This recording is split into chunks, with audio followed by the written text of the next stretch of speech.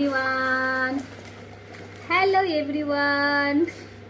তো বাড়িতে আমাদের শাকসবজির কত কত চাষ হয়, কিন্তু যখন বাড়িতে থাকতাম তখন শাকসবজির মর্ম বুঝতাম না। বলে না, দাঁত থাকতে দাঁতের মর্ম বোঝে না। এখানে এসে আমার শাকসবজি খেতে ইচ্ছা করছে, বাট শাকসবজি যত দাম, মনে হচ্ছে মাছ মাংস মিলে আমার 2-3 দিন চলে যাবে। এই দেখো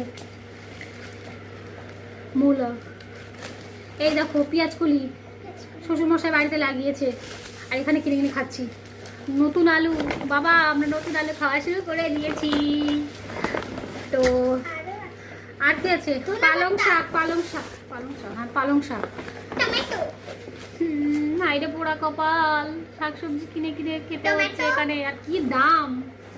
আর এই যে সিম, আমাদের বালুরঘাটে মানে বেশিরভাগ বাড়িতে সিমের গাছ বেশি লাগানো হয়, আর বাড়ি বাড়ি সিমের গাছ। আর এখানে সিম কিনে খেতে হচ্ছে। কষ্টের ব্যাপার হচ্ছে, এখানে আমি শাকসবজির গাছও লাগাতে পারবো না, এত হনুমানের